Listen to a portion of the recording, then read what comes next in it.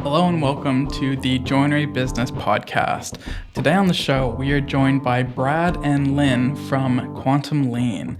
Now, this is a really exciting episode for us as we've been following Brad and Lynn from Quantum Lean for many years now.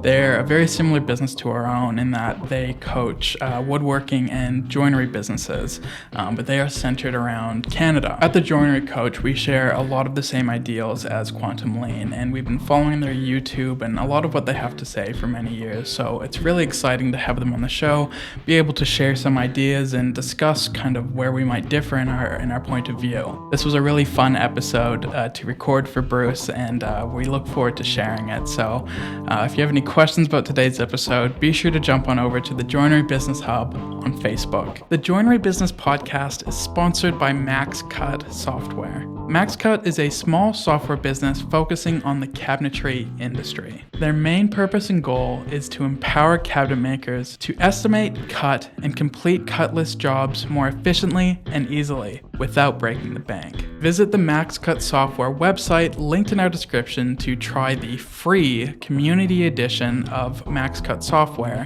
to see what MaxCut can do for you. Now, without further ado, let's jump into today's episode.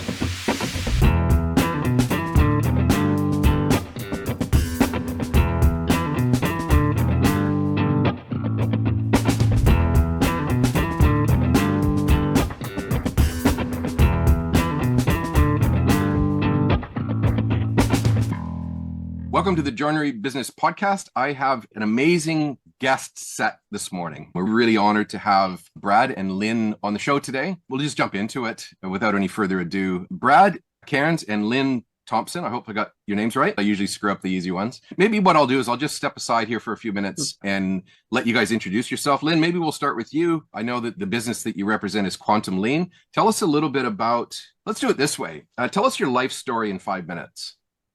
Oh boy. Life story, train wreck. And then I grew up in automotive. So I worked in automotive for 29 years. I rose through all the ranks and was at the very top when I left. And the weird thing is when I left, it was because this guy kept bugging me to go join him to get this Quantum Lean consulting training company set up. And I said no a few times because I was pretty happy where I was. I worked really close to where I was. But I was at a point in my life where I could make a big change. And I thought that, my kids were out of the house and I thought, well, this will be interesting. This will be a wild ride.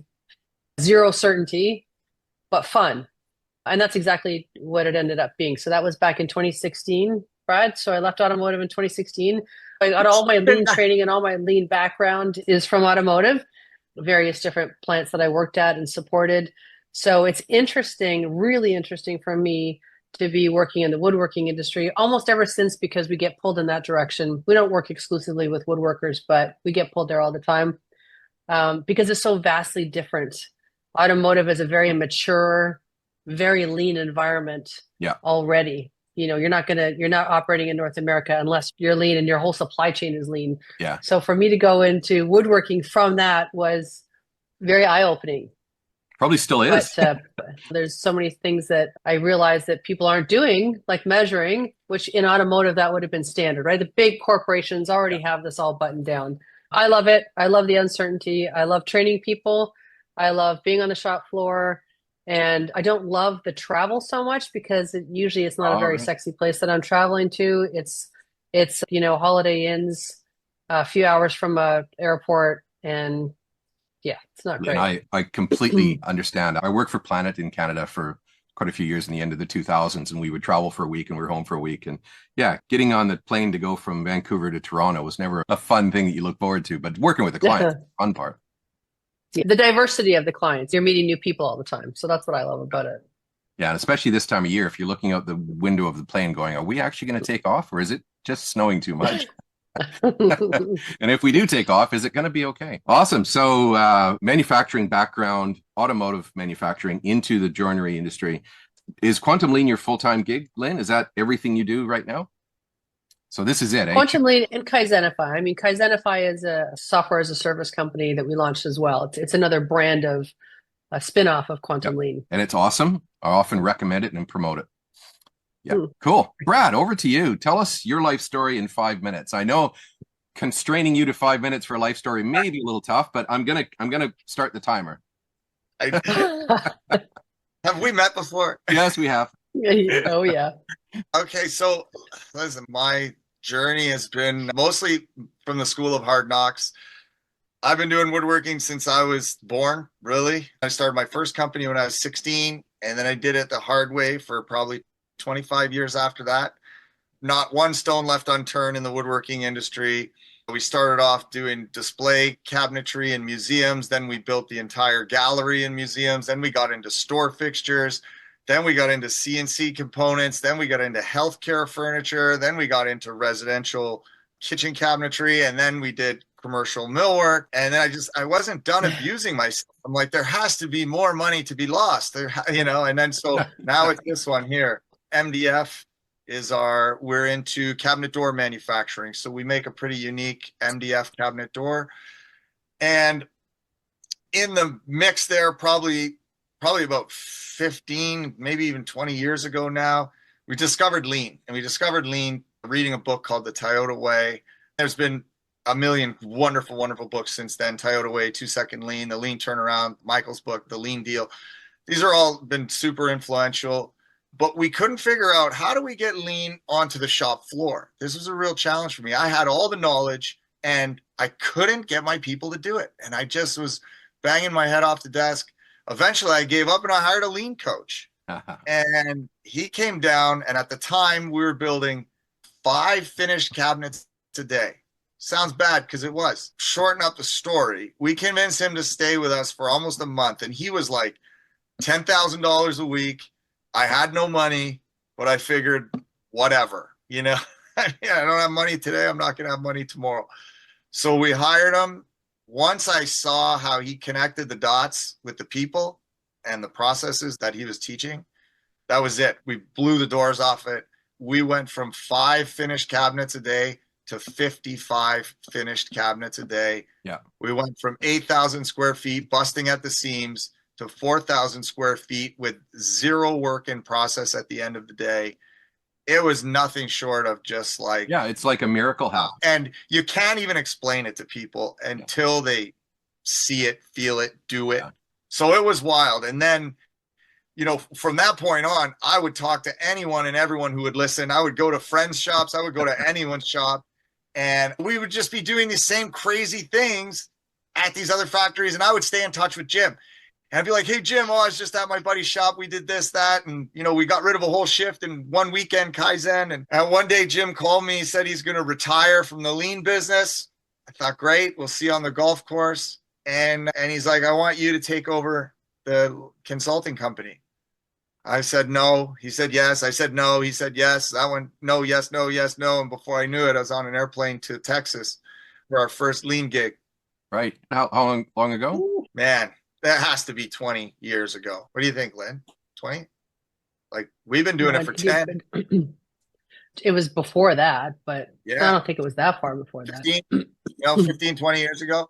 Yeah. So here I am traveling the world, spreading the lean word, working with all kinds of amazing companies. It's been so cool. And then all the while back home, I have this factory running and we're making doors. And then we got to a certain point where we want to go faster at a higher quality with less work for our staff. And we had 12 people sanding primer. I couldn't even make eye contact with them. It was like I'd walk by, the masks, the primer dust. How bad do you feel you're getting people to do that? Yeah. And so we bet the farm. I literally remortgaged everything I had, took every penny I had, and we set out to build a sanding robot just for our company. It took us 2.5 years and every penny I had, but we got it working and quite well. I remember standing there looking at it on the first day it was running at my shop, and I looked at my CFO and he looked at me and he said, I think we're going to have to tell people about this one. I think we're onto something. And I mean, talk about solving pain in an industry like sanding. There's literally no solution at the time. We put one video on YouTube and that was it. We're shipping machines now all over North America. We're shipping to Ireland. We're shipping to Australia. It is a wild ride. And the best part is so far we're kind of in a class of one. No one else is clued into the single piece flow thing yet.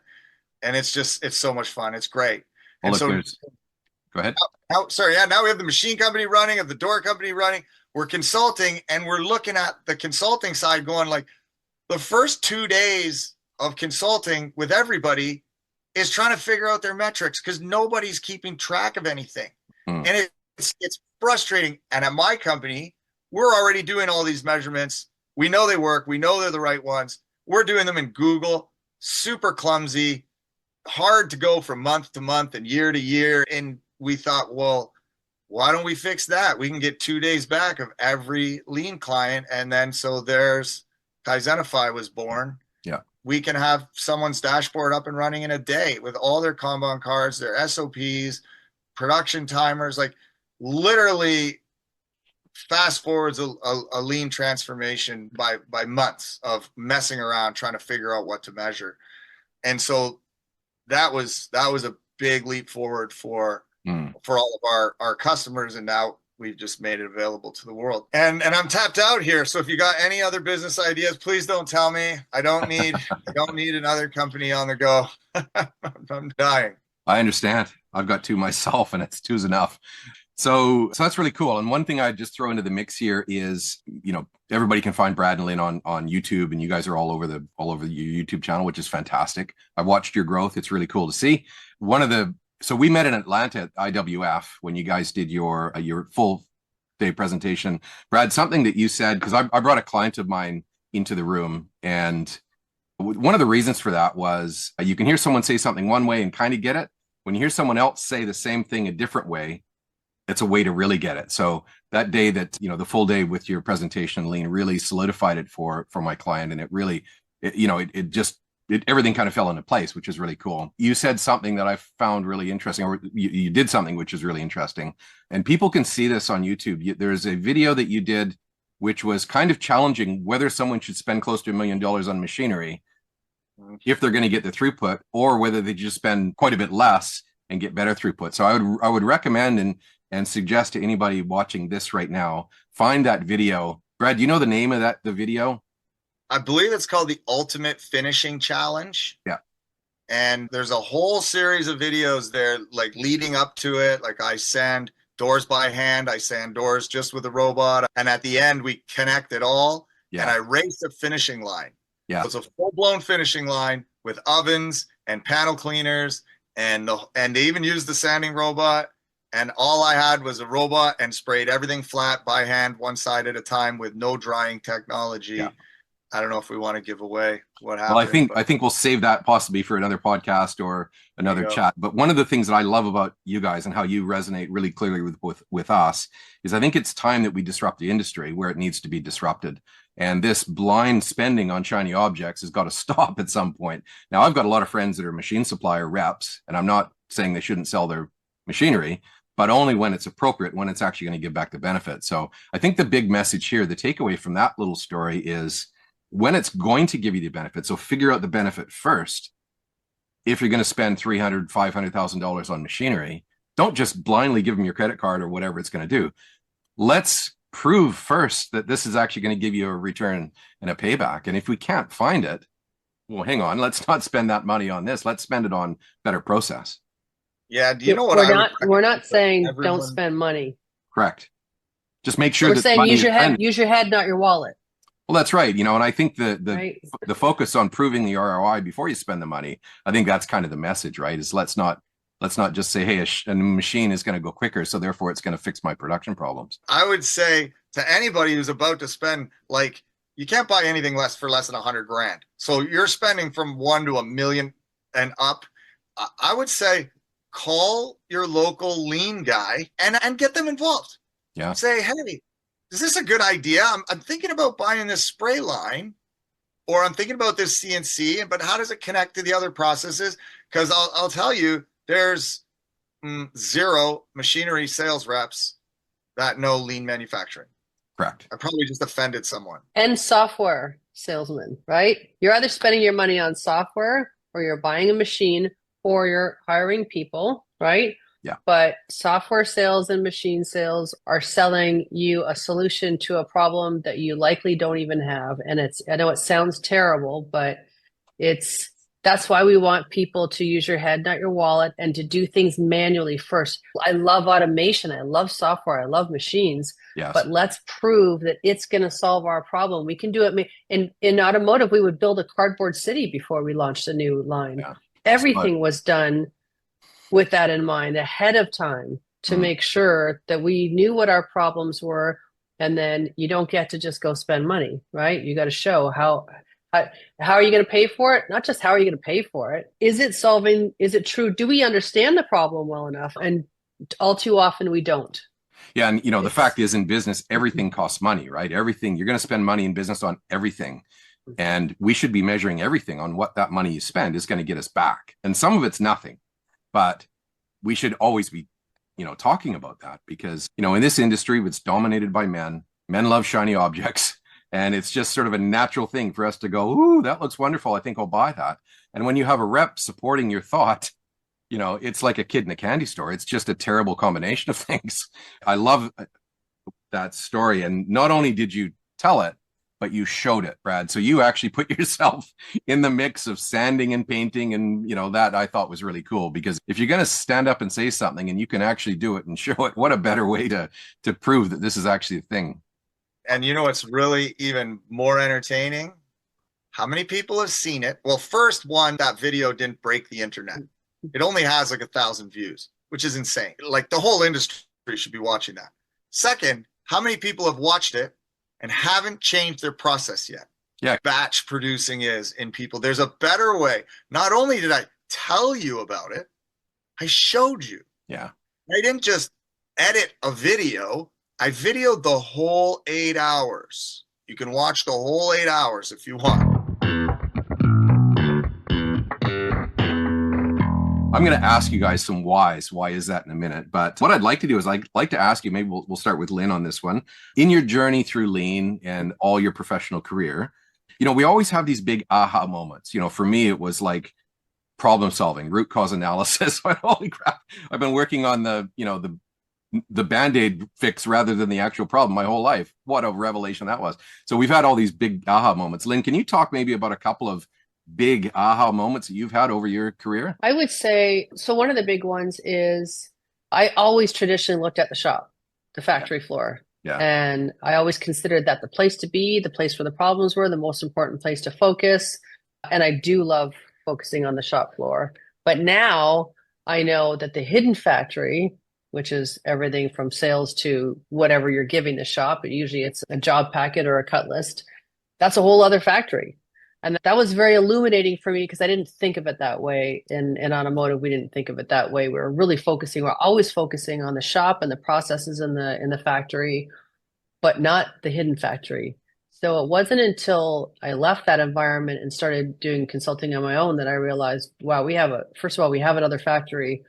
And it's rife with waste. And when people will call and say, can you come help me speed up my shop? And I say, sure, but we're probably going to have to speed up your hidden factory first. Then we go to the shop. Yeah. And that's a hard one for people to understand because they're just thinking, I just want to get more. I'm like, well, sure, but you're 2 weeks, you're going to be shutting your factory down because we're going to outpace your hidden factory. That's where the more custom you are, that's where you're real rife with waste. You can't see it. And the big batches that people are working on, they have not applied the small batch concept to the hidden factory. And the waste is all there. Once you start to look at it like a factory and start to track your metrics and measure it, then you can see it. But I think that was probably one of my biggest aha moments was discovering the hidden factory and how powerful it is to fix it and focus on it. And then the other one I think was just stop giving people what they ask for because they don't know. They don't know enough about, again, they're asking for something, but I know that's not going to solve their problem because we haven't understood it enough yet. Yeah. So I would say that those are probably we can make a really efficient factory, but it could still go broke. And that's a real risk, right? You could also be too lean. That's interesting. Right? Well, you can go too lean. Yeah. We'll come back to that one at some point. Brad, I'd love to hear some of your aha moments because there's probably 5 million of them. I'm guessing. Yeah, I was like, as as Lynn's deep and talking, lean like, as how you am I are. going to narrow this down? Yeah. Oh my God. It's like every day there's some kind of an explosion in my head going on. I would say, can I give you two? Yeah, 2 is good. All right. First, like, huge aha moment was a properly running Kanban system. Yeah. I just like, everybody's like, well, I don't need you to tell me when you're out of glue or screws, or like, that seems silly until you realize, like, my shop, all we make is doors. That's it. We don't have any hardware. And we have 700 Kanban cards. And so imagine a custom cabinet shop. You're going to have thousands. And all of that thinking vanishes. And I can honestly say I did not appreciate it until it was up and running. And all of our problems, like, oh, we can't find this insert screw for the insert tools, and the guy just comes to you with it in his hand and they need it right now. Like, all of these problems are gone, totally non-existent in my factory. And that to me was like, wow, okay, I underestimated a good Kanban system. Yes. The other one that we're all underestimating is the level of automation in woodworking companies. Like, Lynn, how far behind are woodworkers? We're still using table saws.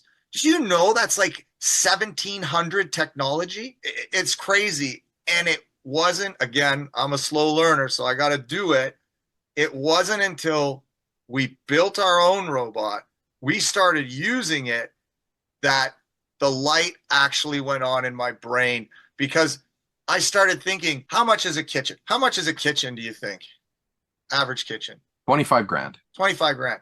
I can open the newspaper and I can buy a car for 25 grand. How's that possible? How is it possible that 5 pieces of wood with a door on it, all screwed together, is the same price as a car that can roll down the road at 100K with a combustion engine and rubber tires and brakes? And that's to the extent how sloppy we are in woodworking.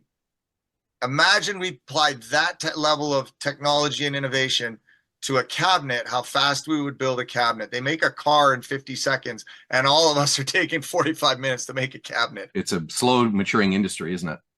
And I guess there's not a lot of people into it, but it wasn't until, like, because sometimes we'll get, well, what's the ROI on that? And I'm like, I don't even think about that, because let's say you finance the automation. In 5 years, what happens? It's free. You put that in your ROI calculation. Tell me how it works out. Yeah. Free. Hard to beat. Pretty tough.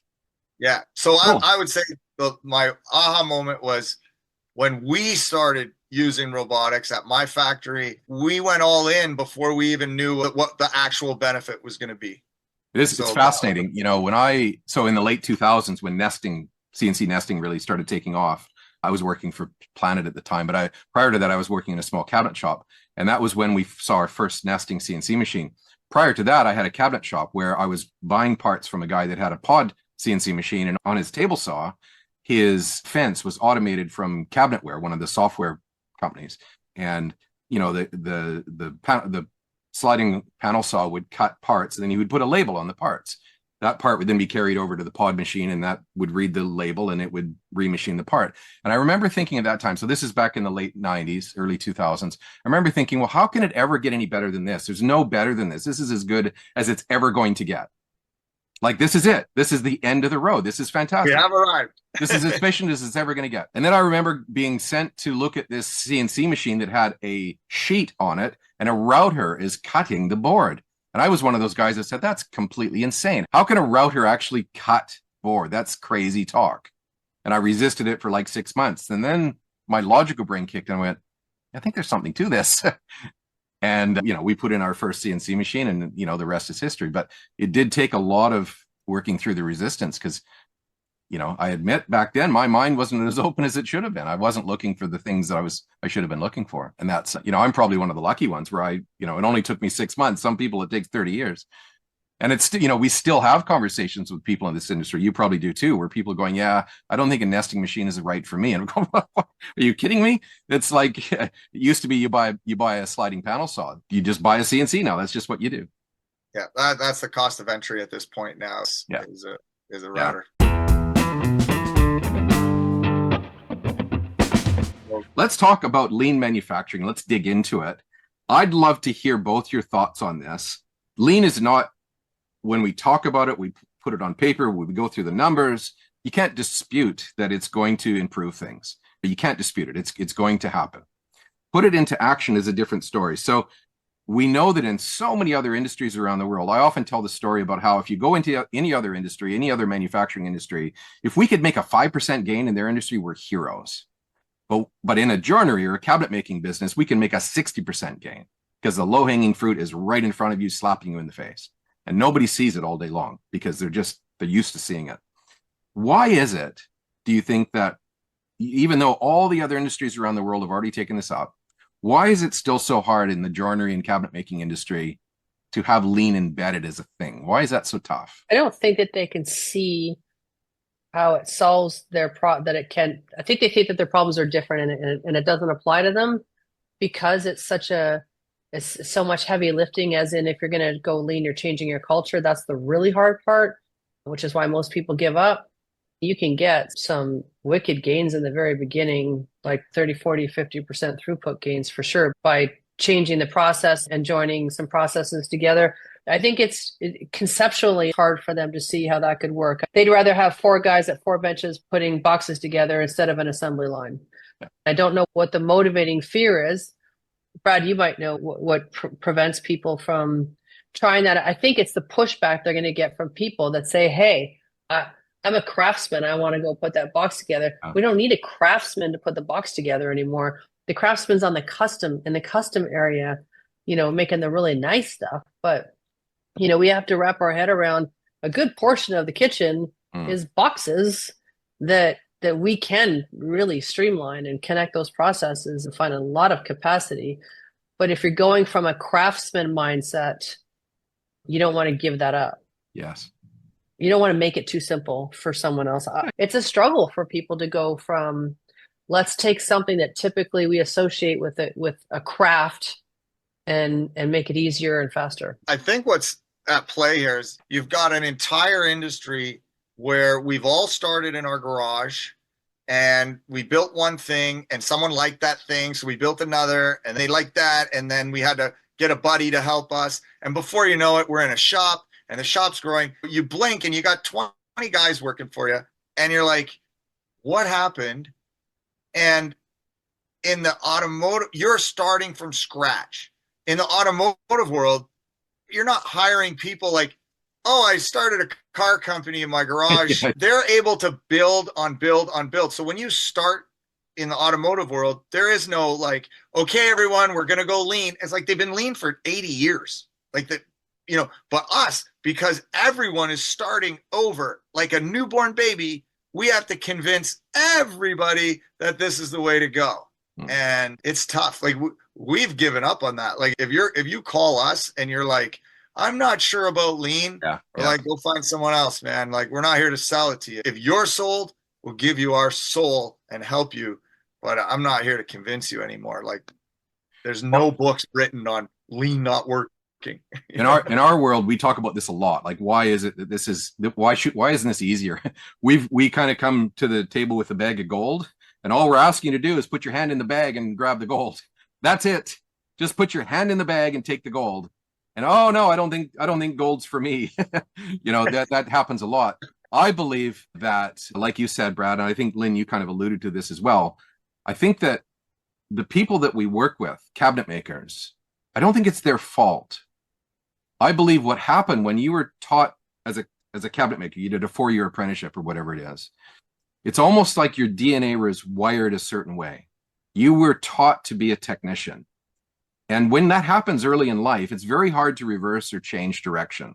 So it's not their fault, and their DNA and their brain is wired a certain way to think like technician, project, step 1, step 2, step 3. And when you put project thinking into manufacturing, you have a real problem. because it's not advanced enough. It's not sophisticated enough.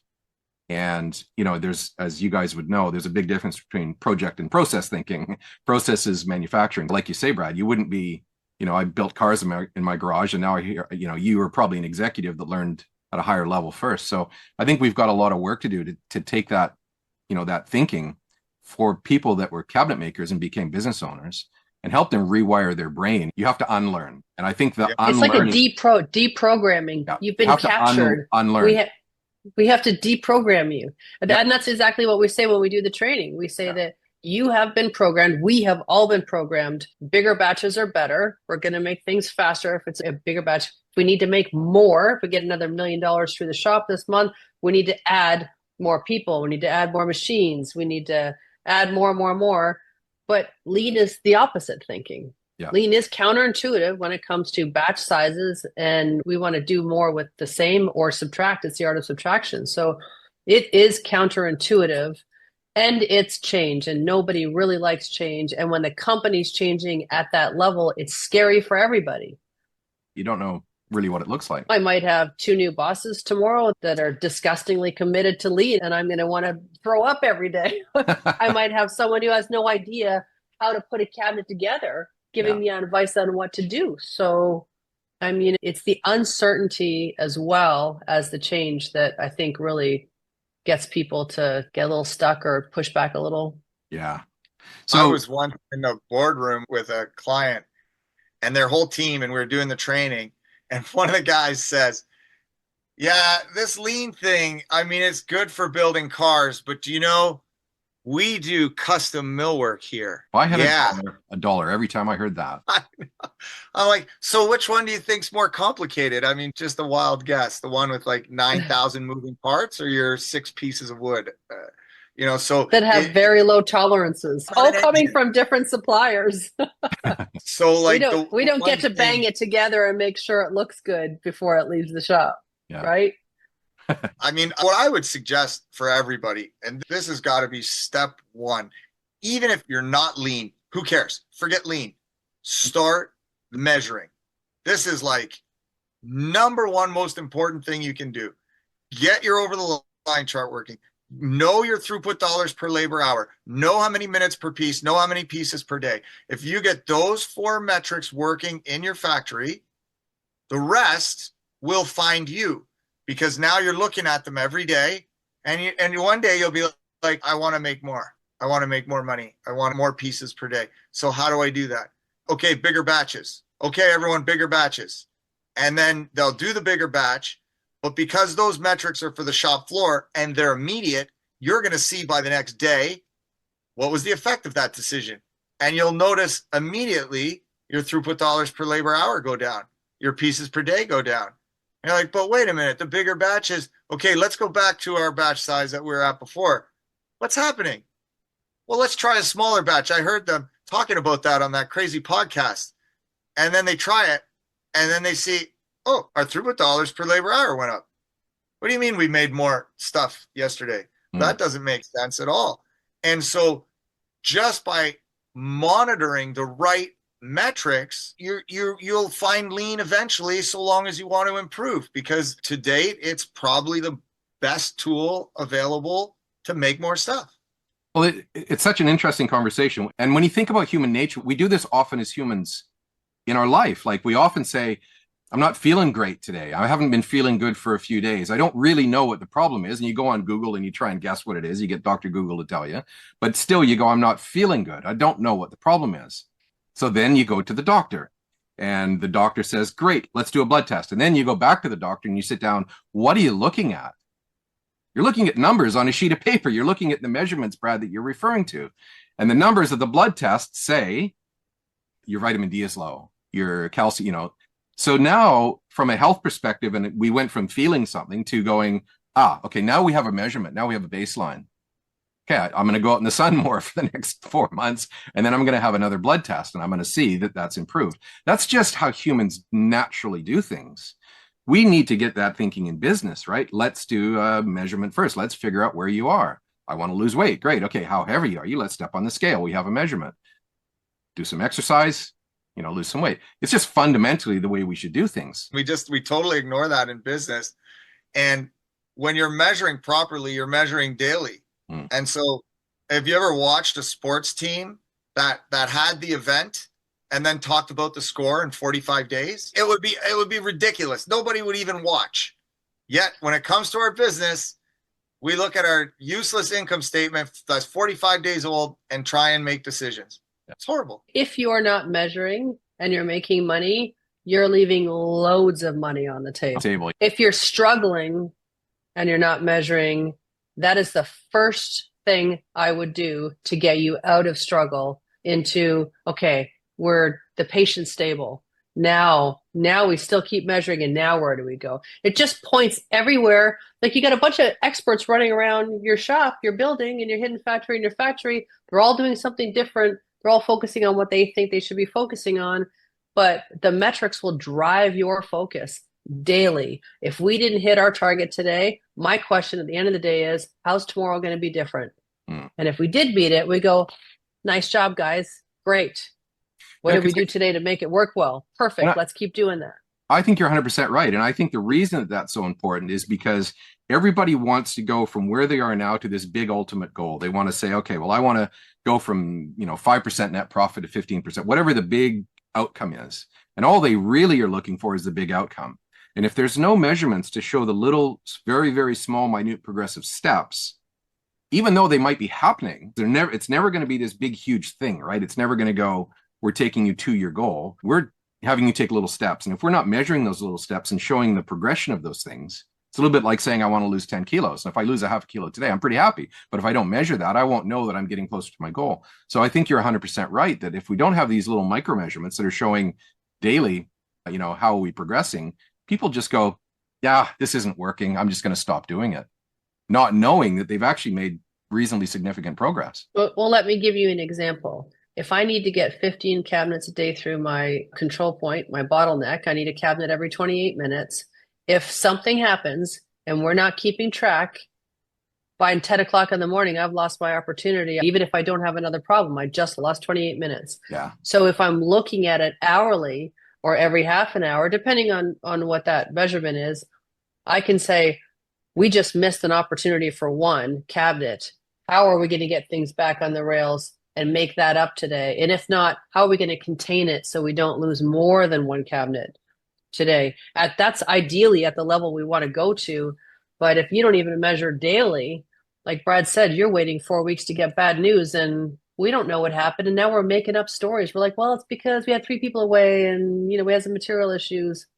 First of all, you're not fixing any problems. You're just giving excuses at that point. Yeah. It's too late. I want you to give me the ability to fix the problem. Something that we see, and this is so dangerous when you're not measuring daily, and we can't tell you how critical it is that the measurements have to be daily, is let's say you make an improvement and you're seeing the business is benefiting from that improvement. And then 2 weeks later, someone else makes another improvement. They're experimenting and it doesn't go so well. Now, when your income statement comes out, you have a net nothing happened. But that's not true. You had one go right and one go wrong. But when you're measuring daily, I'm going to see the one that went right and I'm going to see the one that went wrong. And I'm going to fix the one that went wrong and I'm going to benefit from the one that went right. But without daily metrics, you're lost. It's like flying an airplane with no gauges. Your airplane's up in the air, but for how long? And is it going to be a good landing? If that's the analogy we always use. It just never ceases to amaze me that you will get to know your business very quickly at a very deep level if you start looking at numbers every single day.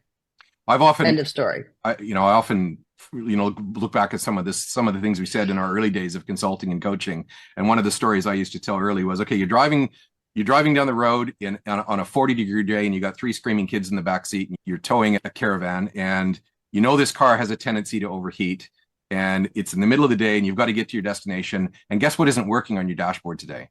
Your temperature gauge. So, you can imagine this, right? You're driving down the road and it's hot, 40 degrees. Kids are screaming in the back. and your temperature gauge isn't working, you know this car sometimes overheats. How are you actually feeling right now? Does that relate to how you feel in business every single day?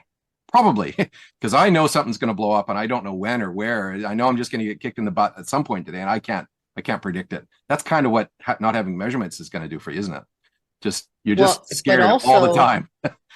Also, nobody makes good decisions when they're in that mode of thinking, right? You're making very short-term reactive decisions when you're in that mode of operation. You're not making good future decisions. Yeah. All right. So let's shift gears a little bit. I'm going to ask you one or two curly questions, if that's all right.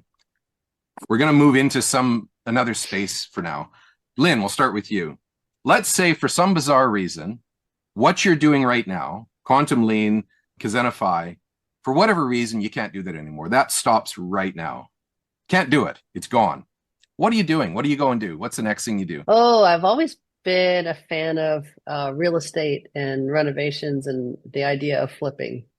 I probably would do that. At this stage of my life, I think I would apply lean to that as well. I don't know. I think I might stick with the software as a service. Do I still get to keep that, or is that gone too? Lose it all. I'm very interested in the software, making things really easy for people. I do love that part of it a lot. I do love the on-site training too. It's just not sustainable for forever. So I would think I would still be focusing on software, improving software, and probably flip houses. I love design. I love design, architecture, hands-on. I just love that whole part of and then it's a business, right? Yeah, that's a great sideways gig. Now, Brad, I've given you the opportunity to think about this a little bit. And I'm going to limit you to one thing. Can't do any of the things you're doing right now. You now go off and do something else. What would you do? I think I'd just start kite surfing with my buddy Paul Akers. What do you do after that? Then we'd invent something, and then we'd have to build it. Start building kites and make that a lean industry. I joined Lynn in the real estate gig. You have to face the fact that you're a blue collar worker. And so I have dust in my veins. I'm going to be a woodworker for the rest of my life, and I have to accept that. I will never make $500 an hour. So we have to realize that as a blue collar worker, you better have something else on the go. You can get a good paycheck woodworking. You can make a good living woodworking, especially if you go lean. You're even going to think you've arrived, compared to life before. But I would say own your building. So if you're going to have a shop, you figure out how to own your building. I don't care if you have to move into a smaller space. I don't care if you have to move into your grandma's garage at first. Like, do what you have to do to own that real estate, because as you're getting by with a decent wage, your retirement doesn't look so good as a cabinet maker. Yeah. I'll tell you that. So make sure you own some buildings. So you're both real estate mogos now in 5 years. I love it. Okay, next question. Now, we can keep names out of this, obviously. Think of a client that you worked with in the past 10 years that just killed it, just nailed it, just did everything. Like, if you could have that client as a client on repeat for the rest of your life, tell us a little bit about what went so tremendously well in that situation. What made that situation work so good? Well, can we do something fun? Yes, please. Can we, at the count of 3, say the customer? He's not going to care if we say his name. Can we say who we think we're each going to say? Like, you could edit it out too if you wanted to keep names out of it. Well, it's up to you. They're your customers. So if you're comfortable naming them, it's better if we can name them. Oh, no, I'm not ready. I'm still thinking. I think I know who you're going to pick. We think it is on the count of 3. 3, 2, 1. Dustin Hunter. Dustin Hunter. Okay. Who did you say? I was thinking Bunky Life. Oh, yeah, they're a good one too. So, Bunky Life, they had a very aggressive requirement to up their production and quality, very aggressive step target month over month. And there was no not meeting the goals. So it was a big get in there, get it turned around, got to meet those goals, don't have a choice. And they had a really cool product, really cool team, and everything just went just like that. But they were very committed, very smart people. They didn't hesitate to pull the trigger on things that we recommended. And do you want to add anything to that, Brad? We were pretty disruptive pretty quickly. And they still wanted to work with us. It's hard for guys on the shop floor sometimes, right? Sometimes we're changing things so quickly. We're like, here, let's do this and let's put this together. What do you think about that? And they're like, oh, What are these people leaving? But it worked out. I thought it worked out fabulous. Met all the targets. All the step targets were met on time, and cool. Just cool team and cool product. And that one And went, not cabinets, right? what would you call that? Because they went from 1 a day to 4 a day. Is that 400? Oh, And yeah. and so Yeah. the secret of the success there was no options. We're just doing it. I think so. I mean that they were they measured, right? They were very committed to their targets. Mhm. It would be nice if they had all of the sales business. It wasn't a matter of having to go get more sales if we opened up that capacity. They were just really good business thinkers. So lean is not going to make you a good businessman, right? And that's the one thing we keep saying when we're working with people is like everyone should have a business mentor as well. Because just because you're a good woodworker doesn't mean you're a good businessman. Oh, it Just usually means because you're not a good interested businessman. just because you're interested in lean doesn't mean you're a good businessman. We find that when we get someone who's already a good businessman in this industry, and usually it's because they're taking over someone else's woodworking shop from another business, from money from another business. They didn't grow up in it. When you grow up in it, you miss that level of training, you miss that level of experience. So that made a big difference there too. How many people in that situation were involved in that project? Was it like a 20-person business, 30-person business? How big was it? Oh, I would say maybe 20. Okay. So you've got 20 that, or 30, 20. so you got that reasonable, normal human segmentation of the early adopters, the people that are on board, they're just with you. That's usually the first 2%, maybe 3%. In most cases, you're lucky if you have one person that really is on board with you. And then you've got the other ones that are just on for the ride. They'll do whatever they're told. And then you probably had the resistors, right, in that situation. Is that true in that case? In that case, I didn't face a lot of resistance. No, we didn't. And that was unusual because usually we're facing resistance. Yeah. I think maybe because it was a younger company, people that didn't have many years of experience in the woodworking industry. It's not your traditional cabinet shop. They were making bunkies. It was meant to be high volume repetitive in the end, right? That's what they were thinking. So they had that mindset already. I think that was very business minded with very clear goals, not we're going to make you this beautiful thing, a custom kitchen. I mean, these bunkies were beautiful.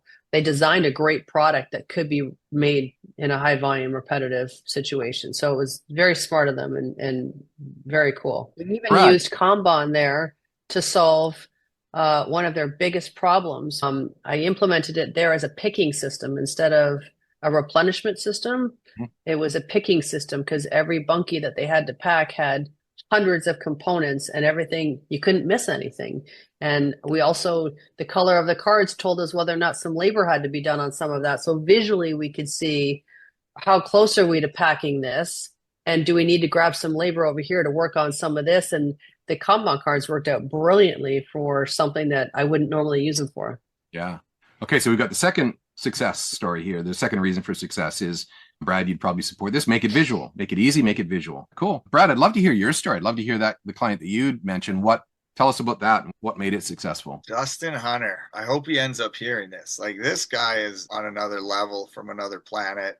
If you talk to him, he's just like the most normal, down to earth kind of guy. He's not like me, like he's not all excitable. He's just a down to earth guy. His claim to fame, like you can see his plant on the internet. I highly recommend people Google Hunter Trim and Cabinets, check out what he's doing. He posts all kinds of videos. And if you asked him, he's super humble. Like, he's so smart. It's unbelievable. But he just says, we do simple things really well. That's it. He goes, we don't miss our morning meetings. We don't miss setting targets. We don't miss making improvements every day.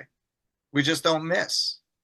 And he worked with Jim before we got involved. Then I met him because he called me and said, hey, can you come to my factory for a week? He's already been doing lean for 5 years. He's already like crushing it. And then he calls us in to like, let's go to the next level. And then it was last year or the year before, Lynn, he called you and said, come in. I want basic lean training for my entire staff. We're talking a company that's been doing lean for 20 years, and he knows that he's going to get something out of that. And that week of downtime is going to get paid back 50 times over. because rule number one of training, repeat, repeat, repeat. So you got to see the videos online. I mean, what would you summarize the keys to that success are, Brad? What are the things that they do that other people don't that make them successful? I would say he's very consistent, and he's not going to jump on the next bandwagon, but he will analyze it. And if they think it's a good idea and him and his team move forward with an implementation, you can take it to the bank. It's getting done. So they follow through and they commit. And he invests in, I mean, I did a Kaizen with him at a customer's house for the install team. Not a lot of guys are willing to go there, but it was pretty amazing that the install team Kaizen never disappoints me because no one else gets to see what goes on there. So when we bring engineers there to see how it goes, it's pretty illuminating. It's pretty cool. Yeah, he's got a lot of systems in place, a lot of key systems in place. Yeah. And they follow their standards. As we talk about lean, do you think it's time we stop talking about lean? Yes, Brad. I'll expand on this just a little bit because in so many conversations, we talk about we're either lean or we're not lean. We're doing lean or we're not doing lean. But I just wonder whether we should shift the conversation into saying you're already lean. To what degree are you lean? You might be 10% or 3% or 10%, whatever it is. But people need to realize they're already, and lean really isn't something you do or don't do. It's just really a set of tools you use to become more efficient and better in business. So do you think it's time that we stop using the words lean and the Japanese terms that, all those things and just find something that works for our industry? What are your thoughts on this one? Brad and I talk about this all the time. I'm putting it on my board. Let's get the name lean out of our company because, so many of the things that we're training people on when we get there actually aren't lean. If you're not measuring and we're teaching you how to measure, I don't think that's lean. I think that's just business, it's like business, some level of business coaching, but it's not necessarily lean. A lot of people might not do it because of that word lean.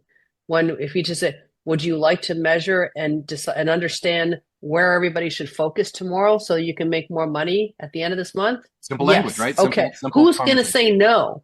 Yeah. Do you want to go lean today? Well, we're not ready for that. So I think that we've branded it and I think it served its purpose for a very long time. But I think for our purposes, these are just tools, common sense business tools, common sense business decisions. Let's get, and it's just 101, 201, like you're just going up the levels. Yeah. The tools get maybe more lean related as you go up those stairs. But in the beginning, let's measure. You know what I found as soon as you said that? I mean, that's a mic drop moment. This made the whole thing worth it for me. I could leave now and that, like everyone's already lean. Yes. But to what degree? You're not insulting me now. You're not saying, hey, I'm a lean expert and you don't know what you're doing. Yes. It's like, wait a second. No, you're running a shop with 20 people. You're doing more right than you're doing wrong. Can we tweak it? Can we add, you're already doing it. Can we just try this? I love that. Thank you. That's awesome. Thanks, Brad. Purpose served for this podcast, I guess. You guys ready? I'm scared. You can only watch one more performance, musical performance or otherwise, only one for the rest of your life. You get one more and no more for the rest of your life. Now you can go to see someone living or dead. Doesn't matter. Who would you pick as your last concert, your last performance? Oh, that's tough. Yes, living or dead. Doesn't matter who it is. I hate just choosing one. While Lynn's thinking about it, I'll go. Beyond the shadow of a doubt, Eliyahu M. Goldratt. Wow. Oh, I was thinking about music. Well, you said anybody. I mean, to meet him, to hear him in person, I remember when I first discovered him and I started studying, reading all his books. Like everyone knows about The Goal. They don't know about the other 40 books that he wrote. I have them all. And the books that his daughter's writing. So good. I even went to the Goldratt Institute. I have my Jonah certificate. Like I went TOC bananas and I couldn't wait to meet him. And I almost cried when I found out he was dead. Okay. That's an awesome story. I love it. But I'm going to ask you again, Brad, forget about you're going to a concert to listen to music or to listen to a performance to gain an emotion, to feel joy about something. I mean, I get it that Goldratt probably gave you joy. Who would you pick? Who would you pick as a performer? Elvis. Good choice. No doubt. I thought you were going to pick Johnny Cash. Second. Okay, Lynn, you've had some time now to think about it. Who do you pick? Oh, this is This is awful for me because I don't know who the Eagles. Oh, I've never seen them in concert. Good choice. So I think probably original lineup. That would be a really good concert to go see if I was doing something live. Yeah, I've agonized over this one, and I've gone between the Rolling Stones and the Beatles, and I keep coming back to James Brown. I got to believe that James Brown would have just been amazing to see live in concert. But yeah, I go between him and the Rolling Stones from 40 years ago, maybe 80 years ago. Or the Beatles in the 60s, I think would have been pretty cool. At some point, they're going to be saying before Rolling Stones and after Rolling Stones. Right. Guys, this has been amazing. Is there anything else that we haven't talked about here yet that you think is important that our industry hears or knows? I love the story you just told, Brad, because the goal was a turning point for me. I was studying CPIM through a program that I was in, and they said, well, you should read the book, but I know you're not going to read the book. So here, let's watch the video. And we sat for 2 hours and watched the video in a training course, and it completely changed my life. And then I went and read the book. So, I think people should buy The Goal, the original copy of it, and read it. Beyond the Goal is a good one to listen to as well. I enjoyed that because that's Ellie actually orating. So that's a good one too. And I'm actually reading her book now as well. That's it. The Flow Story. What have we missed? What have we not talked about here that you think is important as a topic? That I would say, go slow to go fast. So nice. Go get yourself into lean, learn about it, read a few books. Don't go crazy. You're gonna get lost in books for the rest of your life. Just start doing it and go slow and learn it and challenge yourself. Like literally start in the bathroom. Like get your Kanban and SOPs going in the bathroom. Get your people cleaning the bathroom. Get your office supplies all on Kanbans and running. You'll learn so much just doing Kanban in the bathroom in the office, and you'll be like, oh, thank God we didn't roll that out to the whole shop yet. But just go slow, enjoy the process. There's no end journey. Like just love every second, love every improvement. Don't be upset. Just shut up and be happy that they did it and give them a high five and keep going. I love it. I think we really dropped the ball on training, and a common complaint out here is, oh, I showed them how to do that already. I'm like, well, but that's not training. You showed them. Our understanding of what training is vastly off the mark. You must have documentation. There's the 4-step training method they use in Japan. That obviously makes sense. Everybody wants to cut corners. You pay now or you pay later. And when you pay later, it costs you a lot more and it affects your morale. So take the time to train people properly in the beginning, and it will save you loads of money, loads of frustration, and your morale will be much better. That's a really interesting point. We often tell this story, like people say, well, I trained my people. I told them how to do that. I trained them. Hang on. Could you imagine going to school and sitting in a class and the teacher is up in front of you telling you for an hour, and then they say, guess what? I've just talked at you for an hour, and guess what's going to happen now? You're going to be tested on what I just told you. Yes. And you're either going to pass or you're going to fail in the next 10 minutes. How would you go? Like, how would that work? It would fail. But that's what you're doing in business. And the reality is but also the people that pass are the ones that memorized it. They didn't understand it.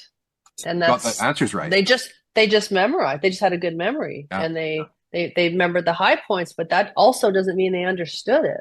But to your point as well, Lynn, I think if someone knows that there's no reference point, there's no material, there's no standard operating procedure to go, okay, this is step 4.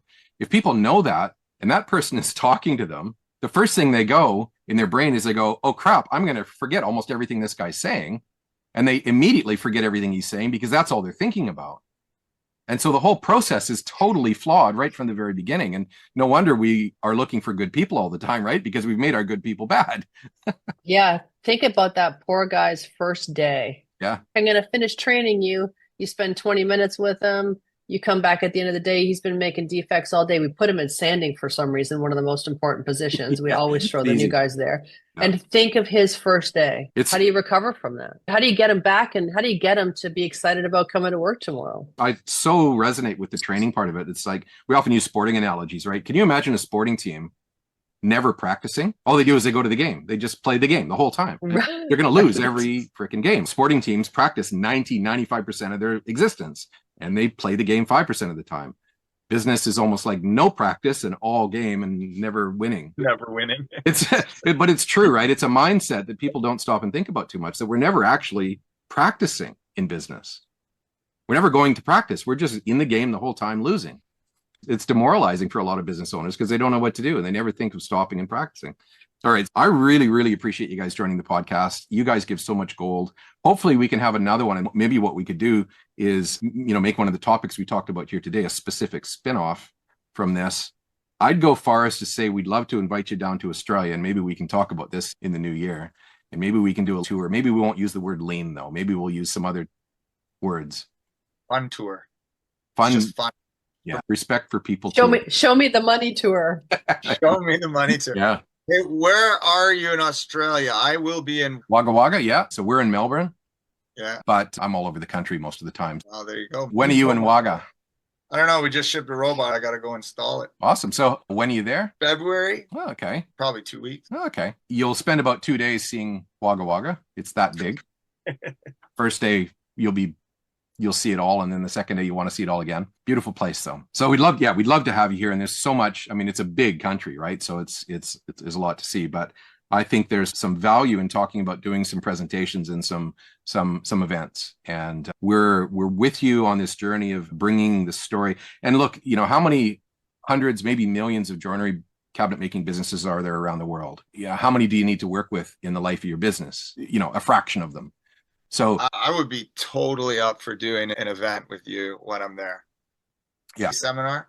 Yeah, I think we can do it. I think that means you need me to come too now. Alaska. Lynn would be quiet right now. She'd be like, yeah, no, you do that one. Alaska. And the good news is you're going from Canada in February to Australia in February. And that's a good thing. Summer. So as great as Wagga is, we want to get you to Sydney and Melbourne and maybe Brisbane and maybe do a bit of a tour. So cool. Let's carry on this conversation offline, shall we? Yeah. So is this the wrap up? Yeah, let's wrap it up. Thanks for, honestly, from myself, my team, to you guys, thanks for attending. We love your work. We're on this journey together with you. We support everything you're doing. We're on the same page. We created a business about 10 years ago where we said, okay, we can't create lean factories without helping the business. So we're on this exact same page as to how we're approaching things. Our approach to yours, it's holistic. So yeah, we're singing from the same hymn book. Well, I would just like to, give everyone, just if I could give you my parting advice, would be start measuring right now. And I don't care if you use Kaizenify or Google or Excel or you write it on cardboard in the back of your shop. I don't care how you do it. You need to start measuring. Then start reading. You need to get yourself sold on this lean thing, like in a big way, to the point where you're ready to burn the ships. Then you need to find a way to buy your building, own the real estate. I don't care what you have to do that. You figure it out, own the real estate, and then start experimenting. Just try something new, give it a whirl, let your team make mistakes. You're allowed to make mistakes. And the new things that you discover from that will drive the next day, the next week, the next month. And so long as you've set up your metrics in the beginning, your experiments will always lead to something good. Any parting words, Lynn? Strategically stop working in the business and start working on the business if you're the owner or the next guy who's going to take the business over. I think that's putting that off is never good. You're going to make much better decisions. That comes up a lot because if they're not doing it, who is? No one. If you're in the business, you're in the way. Yeah, if nobody's working on the business, who is? You're like, if you're, it's a really good point. Before we go, I tell you one funny joke. Did you hear about the worker who won the lottery? What are you going to do with the money? And he said, I'm just going to keep working until the money runs out. Oh, that's good. All right. Before we leave, just mention to everybody how they can get in contact with you, how they can see you. Just give a shout out to your business and the contact points. Quantum Lean, quantumlean.ca. We have a Quantum Lean YouTube channel. My email is lynn@quantumlean.ca. That's bold, giving out your email address. Oh, Brad gives out my phone number all the time. Phone number. I'm just looking it up, and I get random text messages with one word that he's mentioned in a podcast, and I'm like, oh, he must have mentioned me in a podcast. We might need to talk about the book a call option.